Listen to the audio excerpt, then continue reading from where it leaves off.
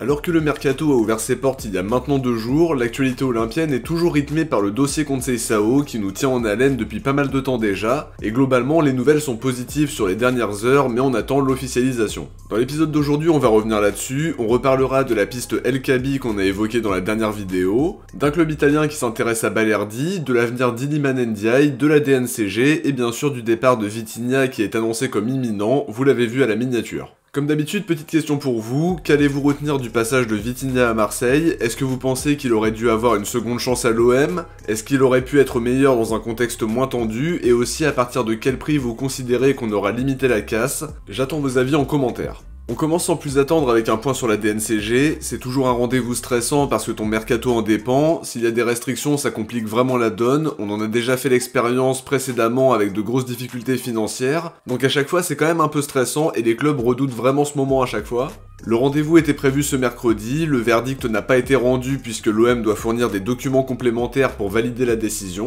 La direction est confiante et a priori on ne devrait pas être sanctionné, on peut souffler parce qu'on pourra avoir les mains libres pour construire une équipe cet été, même s'il faudra sans doute libérer un peu de masse salariale et dégager quelques millions en vendant certains joueurs. La Provence précise que le soutien de Franck McCourt a été décisif pour passer devant la DNCG sans inquiétude. L'équipe expliquait mercredi matin qu'il s'était engagé à combler le déficit en utilisant une partie de ses fonds propres.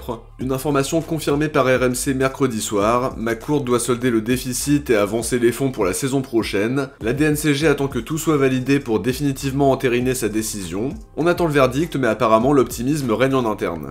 On enchaîne avec une info qui parle d'un nouveau prétendant pour Leonardo Balerdi. Le journaliste italien Gianluigi Longari, dont on va reparler, affirme que l'Atalanta s'intéresse à lui. Il a montré qu'il pouvait être performant dans une charnière centrale, mais aussi dans un trio défensif comme libéraux ou comme axial gauche. Il sort d'une très belle saison et je pense qu'il se fondrait parfaitement dans le style de jeu de Gasperini. Bien sûr, j'espère qu'il restera la saison prochaine. Il est monté en puissance dans une saison très compliquée collectivement parlant. Il est clairement sorti du lot et maintenant j'ai envie de le voir confirmé pour nous ramener en Ligue des Champions. D'après la tribune olympienne, il ne serait pas intéressé par l'Atalanta, mais a confirmé. La direction olympienne espère aussi le conserver, l'équipe nous disait il y a quelques jours qu'il avait reçu une offre de prolongation avec une belle revalorisation salariale à la clé, pour que son salaire reflète son nouveau statut. Pour rappel, on en a longuement parlé, il était à moins d'1 million d'euros annuel, donc c'est logique de le voir être revalorisé. Malgré tout, le quotidien nous dit aussi que Balerdi reste à l'écoute des offres qu'il recevra cet été. On a notamment parlé d'un intérêt de l'Atlético qui remonte à plusieurs mois et ça pourrait le faire réfléchir. Même chose pour l'Atalanta qui va jouer la Ligue des Champions, ça peut être l'occasion de se montrer aux yeux de son sélectionneur en jouant des matchs de très haut niveau. Cela dit, il ne semblait pas fermé à l'idée de rester à Marseille, donc à voir ce que nous réserve le mercato, mais il sera convoité. C'est logique après l'excellente saison qu'il vient de réaliser, en étant incontestablement l'un de nos meilleurs joueurs. En revanche, Iliman Ndiaye sort d'une saison très compliquée individuellement parlant, on a vu quelques rares fulgurances, mais globalement on a été déçu de son apport offensif. On l'a pas du tout senti libéré, bien au contraire, je l'ai constamment senti sous pression, il a souffert d'un cruel manque de confiance parce que les statistiques étaient loin d'être fabuleuses bien sûr, 4 buts et 5 passes décisives en étant souvent transparent, conséquence directe son temps de jeu a été très réduit à partir de début avril, et il n'a été titulaire qu'une fois sur le sprint final. Le souci c'est que l'inquiétude ne se limite pas qu'à l'OM, Iliman Ndiaye enchaîne les sélections avec le Sénégal et c'est pas très brillant sur les derniers matchs, voire même inquiétant. Après il y avait forcément une adaptation nécessaire à Marseille parce qu'il joue en Championship, il n'avait pas d'expérience en Coupe d'Europe et la pression peut être difficile à gérer. En plus on a eu 4 coachs différents et un collectif en perdition donc c'est pas idéal pour une première saison à l'OM. Personnellement j'espère vraiment qu'il restera, on a quand même investi 17 millions d'euros et je pense qu'il faut lui laisser une nouvelle chance. C'est un joueur que j'ai personnellement beaucoup suivi avant que son nom soit associé à l'OM, qui était très bon à Sheffield, qui a montré des choses prometteuses pour ses premiers pas avec le Sénégal. Cette saison on n'a pas vu ce Iliman Ndiaye là, mais mon avis ne change pas pour autant, je crois toujours en lui et j'espère qu'il va retrouver de la confiance pour montrer toute l'étendue de son talent. Avec une bonne prépa estivale et un collectif plus cohérent, je suis persuadé qu'on pourrait voir un tout autre joueur la saison prochaine, et apparemment c'est une position qui est partagée par la direction, puisque d'après la Provence, Iliman Ndiaye devrait rester à Marseille, il va avoir une deuxième chance de se montrer la saison prochaine, et son départ n'est visiblement pas à l'ordre du jour. Côté arrivée potentielle, on a parlé d'un intérêt pour Ayoub El Kaabi dans le dernier épisode, c'était une information de Maroc Foot qui faisait état d'un intérêt très poussé pour le buteur marocain qui sort d'une très belle saison avec l'Olympiakos, qui est performant en sélection et qui a offert la Conference League à son club en marquant en finale. L'information semble se confirmer, la tribune olympienne parle de discussions entre Benassia et El Kaabi pour le faire venir, son profil plaît beaucoup à l'OM, Mehdi Benassia le connaît parfaitement et a priori il aimerait le faire signer libre cet été. Une situation encore incertaine parce qu'il y a une clause de prolongation prolongation d'1 an qui peut être activée par le joueur et par l'Olympiakos. Je pense qu'il faut qu'il y ait un accord entre les deux parties bien sûr. Dans ce cas de figure, le club grec demanderait 5 millions d'euros pour le laisser partir d'après les infos de la tribune olympienne. C'est pas un tarif délirant, on connaît ses qualités de buteur et on en a parlé dans le dernier épisode, son salaire est à notre portée et si on arrive à le faire venir libre, ça peut vraiment être un gros coup. Ça peut aussi remettre en question l'avenir de Moumbagna puisqu'il pourrait décider de quitter le club après l'agression dont il a été victime avec Bamo Meïté et Jean Onana, mais à voir parce qu'un mercato c'est long et il peut se passer beaucoup de choses.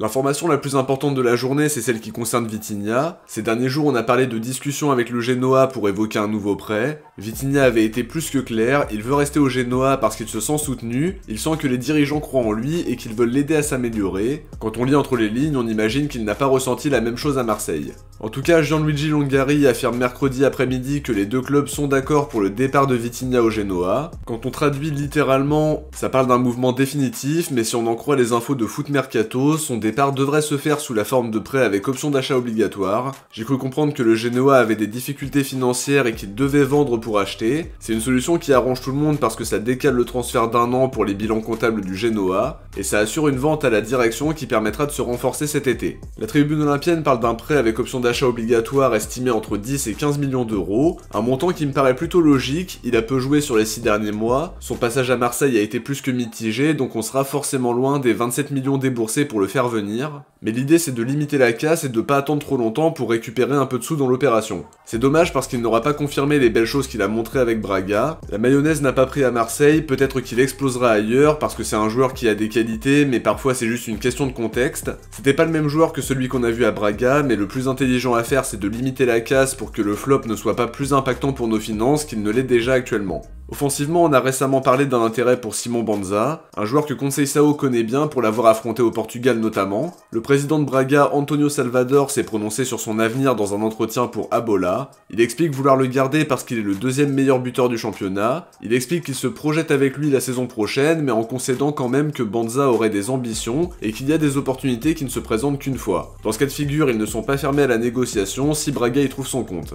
Avec la très belle saison qu'il vient de réaliser et notamment 23 buts au compteur, il ne sera pas bradé parce qu'il a encore 3 ans de contrat avec Braga, donc ils ont la main dans ce dossier, et il est évalué autour de 18 millions d'euros par transfert market. A voir si ça va se confirmer, mais en parallèle, l'intérêt pour El Kaabi semble aussi se confirmer dans le même temps. Forcément, on est obligé de faire le point sur le dossier Conceição, c'est devenu un rituel ces dernières semaines parce que c'est un vrai feuilleton avec des rebondissements, du suspense et surtout beaucoup de longueur malheureusement. En tout cas, les infos sont globalement positives, l'équipe affirmait hier soir qu'il y avait eu des avancées significatives ces dernières heures, les discussions semblent aller dans le bon sens, certaines sources assurent même qu'il ne reste que quelques détails à régler et que le dénouement est attendu dans les prochains jours. La Provence expliquait mardi soir que Conceição ne cachait plus son enthousiasme de rejoindre l'OM et qu'il ne comptait pas faire de la figuration.